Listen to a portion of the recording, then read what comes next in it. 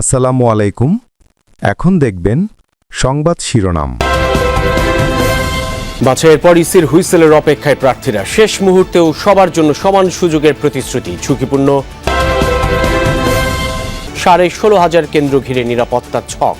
নির্বাচনে প্রতিবন্ধকতা ও বাধা সৃষ্টি করতে পারে এমন দুষ্কৃতিকারীদের দ্রুত গ্রেপ্তার করে আইনের ব্যবস্থা গ্রহণ করার জন্য আইন শৃঙ্খলা বাহিনীকে নির্দেশ দেওয়া হয়েছে।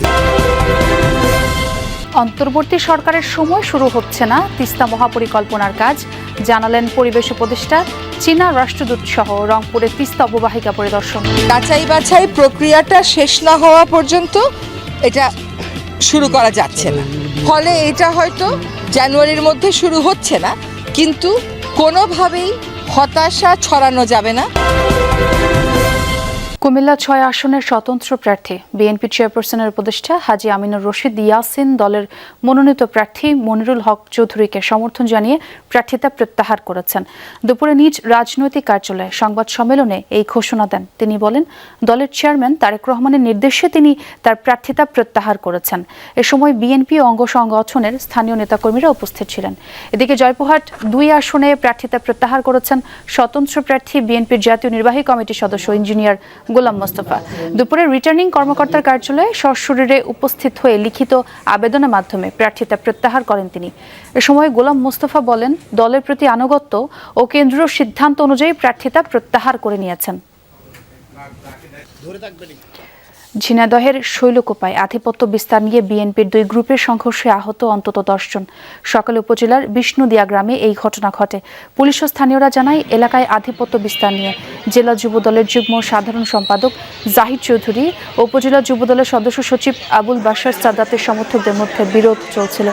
2 দিন আগে একটি মসজিদের জমির সীমানা নির্ধারণ নিয়ে 2 গ্রুপের মধ্যে বাকবিতণ্ডা হয়। এরই জেরে সকলে দেশীয় অস্ত্র নিয়ে সংঘর্ষে জড়ায় তারা।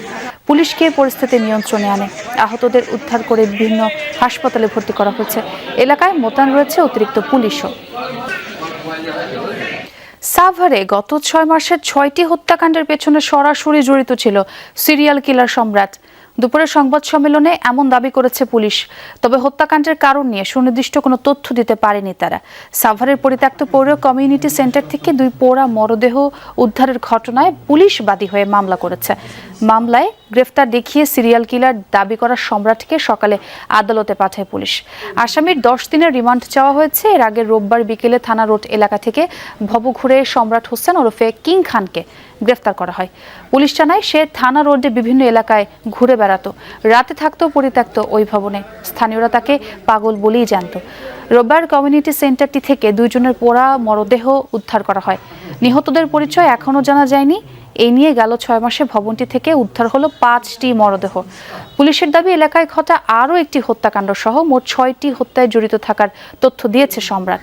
কয়েকটি সিসিটিভি ফুটেজ পর্যালোচনার পর তাকে গ্রেফতার করা হয়েছে।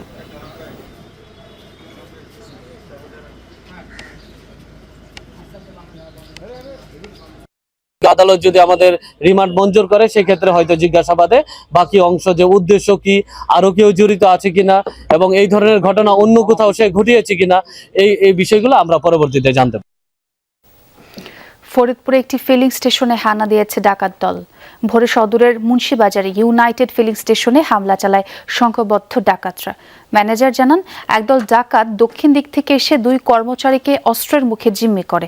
পরে ক্যাশ রুমের তালা ভেঙে নগদ প্রায় 2 লাখ টাকা, মোবাইল ফোন সহ মূল্যবান সামগ্রী লুট করে পালিয়ে যায়। খবর পেয়ে ঘটনাস্থলে যায় পুলিশ।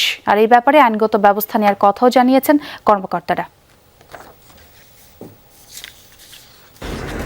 সম্প্রতি ভোলার বোরহান উদ্দিনের মেঘনা নদীতে অস্ত্রের মুখে কয়েকজন জেলে অপহরণের ঘটনা ঘটে। এরপরই জেলেদের মধ্যে তৈরি হয়েছে ডাকাত আতঙ্ক। সন্ধ্যার পর নদীতে মাছ শিকার করতে যাচ্ছে না অনেকে। টহল ও তল্লাশি কার্যক্রম বাড়ানোর কথা জানিয়েছে coastguard. Queen island of Bangladesh খ্যাত দ্বীপ জেলা ভোলা, মেঘনা ও তেতুলিয়া নদী ঘেরা এই অঞ্চলের তীরবর্তী এলাকার প্রায় 3.5 লাখ বাসিন্দা মৎস্য আহরণের মাধ্যমে জীবিকা নির্বাহ করে। গত 11 জানুয়ারি রাতে বোরহানউদ্দিন উপজেলার হাকিমউদ্দিন মৎস্যঘাট সংলগ্ন মেঘনা নদীতে মাছ ধরছিলেন মহিউদ্দিন সহ 4 জেলে। এ সময় হঠাৎই তাদেরকে ঘিরে ধরে ডাকাত দল। পরবর্তীতে অপহরণ করে মুক্তিপণ আদায় করা হয় তাদের কাছ থেকে। পরে এই ঘটনায় মামলা হলেও এখনো গ্রেফতার হয়নি কেউ। প্রচুর পরিমাণ অত্যাচার করছে, কিন্তু কোন জায়গায় জামা করে ফালে তুই সেইটাই কইতাম পারি না।